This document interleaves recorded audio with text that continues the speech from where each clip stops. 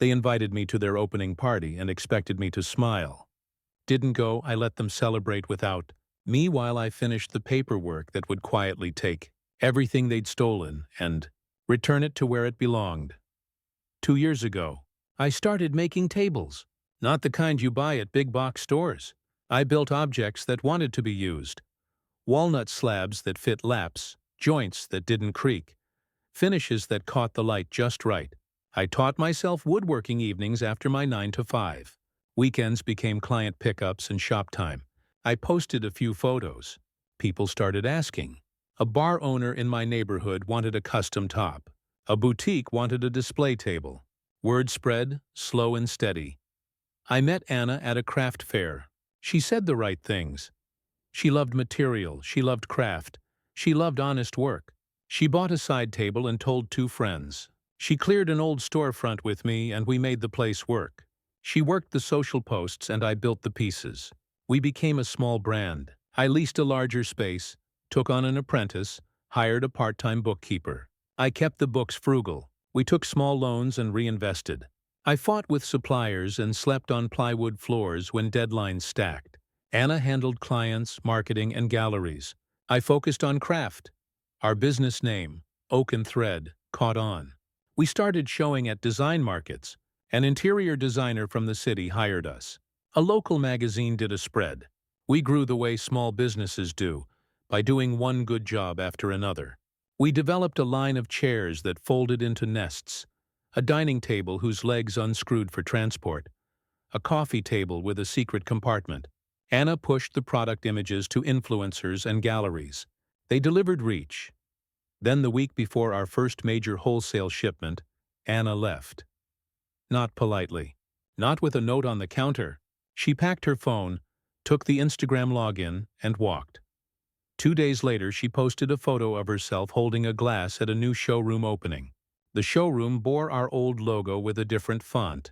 The products, the chairs, the table range, were labeled AT Atelier. The caption thanked friends and announced a fresh start. Comments filled with congratulations. The showroom was in the design district. It had white walls, marble floors, and a PR firm. Her co-founder was a man named Marco. He knew displays and contacts, not wood. He had investors and a loan officer. He'd been friendly at a fair once, promising a buyer introduction. Anna and Marco had been talking quietly for months. They'd taken photographs of our prototypes at night. They'd asked the same suppliers for custom runs and ordered pieces under names that weren't ours. They had stolen our designs and repackaged them with better photos and a PR budget. Every client who had asked about the show was told Anna had moved on to new adventures. My messages went unanswered. My calls went to voicemail. Friends asked me to be reasonable. It's business, one said. People move on. Reasonable would have been to ask, to negotiate. These people disappeared with unfinished orders and vendor lines. The showroom opened with the pieces that had come from our shop, sometimes the exact pieces with the same imperfections I remembered fixing at midnight. They had my sketches in their frame, only their label where mine should be. I did nothing dramatic. I did not rage post. I did not break things or threaten lawsuits on social media. I wrote down dates. I saved emails. I archived every post. I downloaded photos. The first angry lawyer I could have hired would have cost more than we had and would have offered public spectacle rather than recovery. I needed a quiet fix that would recover value and reputation without making headlines that screamed drama. I had clients counting on deliveries. I had an apprentice's tuition to pay. I had a product line to protect, so I documented, I archived designs with timestamps. I pulled backups of our shop computers. I collected invoices from suppliers. I printed receipts from timber purchases that matched grain patterns in the showroom pieces. I pulled the metadata from the photos on our site and the showroom's site. I retrieved drafts from the cloud with time-stamped edits. I found a recording of a conversation with Anna, where she admitted she wanted bigger reach and asked if we could make a set exclusively for a buyer. A conversation that turned into make our pieces for their buyer and we'll get you a cut. She'd promised me a cut that never arrived. Documentation is boring unless you need it. When you need it, it is everything. I hired an IP attorney recommended by a client, one who charged by the hour and photographed before and after finish details like a surgeon documenting scars. We filed for design protection where we could. We prepared a spreadsheet mapping every piece Anna had posted to the prototypes in our shop with matching marks and unique joinery. I requested invoices from fabricators showing shipments to the showroom. Those invoices had small differences in wording, but the grain descriptions matched exactly. It took 3 months. A lot of calls, quiet emails, patience. The attorney wrote 3 letters that asked the showroom to cease and desist from selling our designs and to provide evidence that their versions were legitimately licensed. The letters were professional. They assumed ignorance. The first 2 were ignored. The third was served through a process server with a letter that said in plain terms, "We have evidence you are selling products designed and produced by Oak and Thread. Provide provenance or cease." You should know, most thefts like this do not survive a few professional letters. People who build reputations on lies tend to be dependent on plausible deniability and momentum. A sternly worded letter with attorney headers is not something an investor-backed showroom wants in a public file. The showroom's PR team called our attorney. They offered a meeting and some airbrushed apologies. I sat in that meeting with a cup of cheap shop coffee and a notebook. The showroom's manager had a tie and a posture that screamed rehearsed calm. Marco smiled as if money made him invincible. Anna sat across from me with a different expression. Some people age faster in dishonesty. Some look older when they are found out. "Look, we thought the line was collaborative," Marco said. Anna said she'd worked on the prototypes for months. "There was some confusion." He used the word confused like it was a blanket. "We have drafts on our internal server dated before any public post from you," I said. I put copies on the table. I showed the timestamps. I named the suppliers and the exact invoices that corresponded with their shipments. I walked them through the metadata and the drafts and the emails, where Anna asked a buyer if we could sample an exclusive line for a launch. She'd written the emails with her own account. Marco had forwarded them. He had typed names into contracts. Marco's jaw tightened. The man from PR began to talk about reputational risk, about how these things happen. But the language started to loop on itself once the evidence sat in a room with people who could read. They offered a settlement, credit lines, a small number of royalty payments, a sizable social media credit, and an invitation to a collaborative capsule collection. They wanted to make amends publicly and save face. They wanted to add a line in their press release that paid lip service to collaboration. None of that fixed months of lost orders. It would not replace the cafes that had canceled contracts when the showroom preempted them. It would not fix the reputation damage when a client saw our pieces in a glossy spread under a different name. But the letters had worked. They had put us on the table. I could have accepted a check and called it a day.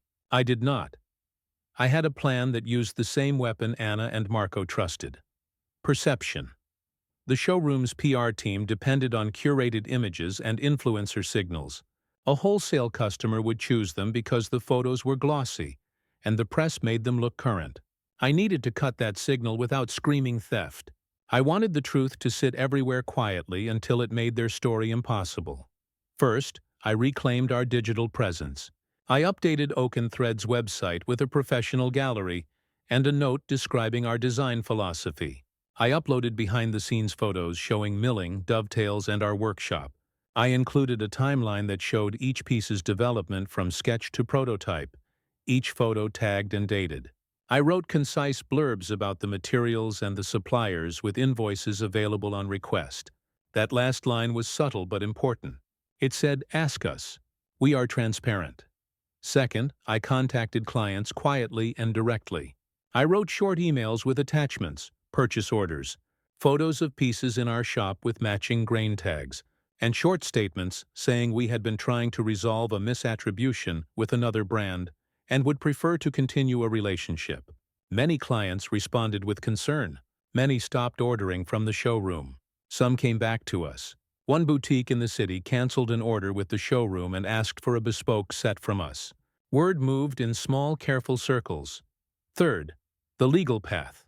My attorney issued a second letter, sharper this time. It asked for destruction of all inventory bearing our designs. That would be costly, and the cost would hit the investors and the showroom more than our small team. We were not naive. Litigation is expensive and long, but a threat to inventory, combined with the reality that we could show provenance in a court of law, changed the calculus. The showroom's board agreed to mediation to avoid a filing that would make their side of the story public. Mediation is a quiet, expensive, and closed process. Good for us, bad for press. At mediation, we settled on a few precise terms. The showroom would stop selling the pieces in question and provide a public correction on a social channel with links to Oak and Thread. They would pay for a paid inventory buyback for any pieces in circulation to be returned to us and purchased at fair market for resale. They would transfer merchant relationships with two of their clients back to Oak and Thread, where appropriate. They would not claim any ongoing association between our names. It wasn't a punitive settlement. It wasn't about vengeance. It was about righting the immediate commercial wrong and stopping them from continuing the lie. Anna had to sign. Marco had to sign. The PR manager cried when we read the public correction verbatim into the settlement record. I watched them sign. There was something compact in that signature. The end of an entitlement. When the correction posted, the showroom's followers did not implode. People scroll endlessly. A quiet correction is a small thing. But in industry circles, people do pay attention. Designers exchange notes. The wholesale buyer who had canceled with us reopened the conversation. A design editor reached out to interview about craft and provenance. Those pieces translate into more stable, less shiny opportunities. The buyback moved tens of pieces back to our studio. We accepted the ones that could be repaired. We refurbished items with workshops and sold them to clients whose values matched ours. Anna apologized in a message that read like a rehearsal of regret. I replied with 2 sentences. You knew what you were doing. You signed the settlement. I will not erase what happened. I want to be clear. Do not contact my clients or suppliers. If you do, I will involve counsel. People asked if I felt vindicated. Vindication is cinematic. Most of life is not. I felt anything but triumphant the day the settlement closed. I felt tired in a new way. I had spent months proving I had a right to the work that defined me. I had shown that craft, documentation, and quiet, methodical work still matter. The immediate relief was practical. Money to pay the apprentice. Invoices for timbers. 2 new wholesale clients who respected clarity. The story did not end there. Anna started a new Instagram under a different name. She posted photos of curated rooms and joyful smiles. The caption read like a lesson about fresh starts. The showroom shuttered 2 years later under financial strain after a string of poor hires and a scandal involving a different supplier. Marco moved on to a consultancy. The PR manager left the industry. I made better tables. We hired 2 more apprentice woodworkers and signed a modest lease that gave us space for a small showroom that felt like a workshop. We took clients who wanted to visit the place where real work happened. We ran workshops. We spent afternoons teaching people to plane a board properly. We sold a lot of coffee tables to people who understood what they were buying. I learned 3 things and kept them. 1. Document everything. Recording ideas is not vanity. It is defense. Timestamps, receipts, photos of processes. These are the armor of small creators. 2. Reputation is repairable, but only with work and rigor. A correction matters. So do new invoices and satisfied clients. 3. Don't burn bridges you need later. But don't surrender ownership of what you made because someone promises brighter lights. Bright lights borrow from those who build the stage. People sometimes ask if I forgave Anna. Forgiveness is private. I do not enjoy drama. I did not want to ruin her life. I wanted my life back. If that required watching a person I had loved reshape her moral compass in public, that was an outcome I accepted without theatrical pleasure. A year after the settlement, a writer from the magazine that once miscredited us published a long feature on craft and provenance. It opened with a line. When the shiny brand took the city by storm, a small workshop refused to let their work vanish. The piece was careful, not triumphant, a long look at the economics of craft. They photographed our shop and a table with a patch where we had repaired a buyback piece. The story brought in more clients who bought pieces because they appreciated material honesty. It brought us a modest book deal and the ability to buy a small CNC machine to help with repeatable parts that still required human finishing. That was quiet success. Quiet does not mean small. It simply means it was steady. I kept a file of the buyback pieces I had repaired. It was a strange set, a private exhibit of the moment when someone tried to take something that wasn't theirs. Each repaired piece taught me more about finishing, about tolerances, about patience.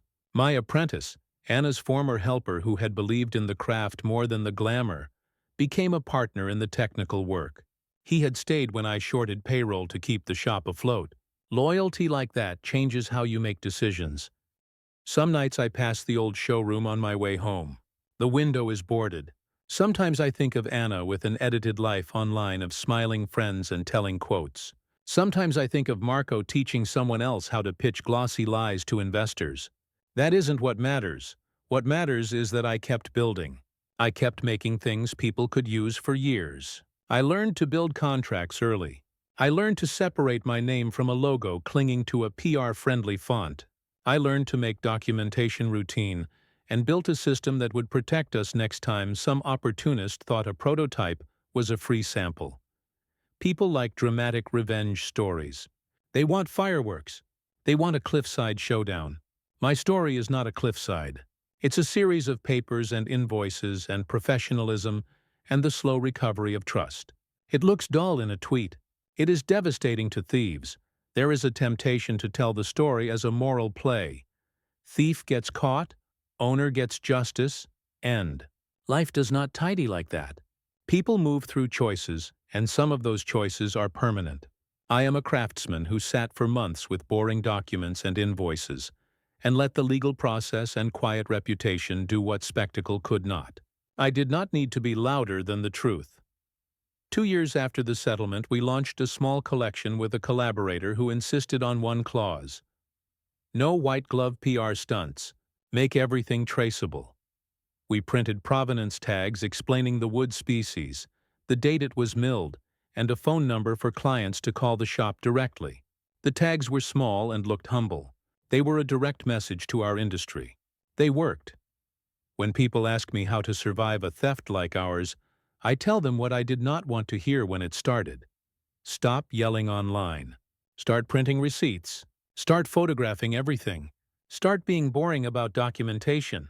The court of public opinion moves fast and forgets fast. The court of facts moves slow and lasts. Anna reached out once, years later, to say she saw one of our pieces in a catalog with correct credit and asked if I could meet for coffee to clear the air. I declined. I had no interest in clearing the air with someone who had once sold our work under another name. I had an apprentice's tuition to fund and 3 new clients to visit the next morning. My time was occupied. The last table I built before I wrote this was for a nurse who wanted a long dining table for her family.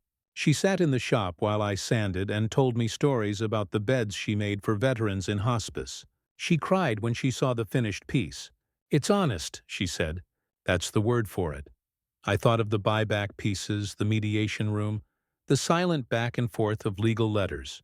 I thought of the shiny showroom where people sipped champagne in front of our stolen work. I thought of Anna, smiling in a photo under a different name. This is the end of their story and not the end of mine. They chose a bright, easy path and learned how hard that light burns when you are not standing in the truth. I chose to keep making things worth keeping, even when it meant the slow, hard work of proof. If you make something, keep records. If someone steals it, show the receipts. If you need lawyers, find ones who work quietly and well. If you can rebuild better, I rebuilt. I sell tables now with provenance tags that list dates, mills, and the person who planned the edge. I teach a workshop on finishing dovetails. People leave with a board they made themselves and a respect for the slow. People still ask if I am scarred. Scars are proof. They hurt sometimes, but they also show where the work has been done. I keep mine tidy and useful. The last thing I tell young makers who walk into the shop wide-eyed and hopeful is simple. Make something you can stand behind. Then protect it the way you would protect your hands. Because hands finish things. Hands make things honest. Sometimes the world rewards loudness. Often it rewards patience. I chose patience. The showroom faded. The buyback pieces live on. The tables last. The people who wanted credit and tourist applause now have neither. They have a lesson, and perhaps enough charm to build a new lie. That is not my problem. My problem was simple. Someone took what I had made and sold it with a prettier label. It was not my role to dramatize the theft. My role was to fix it, so the people who had believed in my work would not lose faith. I fixed it. The end is a table in a sunny dining room with family around it. The kid who wobbles a bit and then laughs. The nurse who hugs me and calls it honest. That is the part worth telling.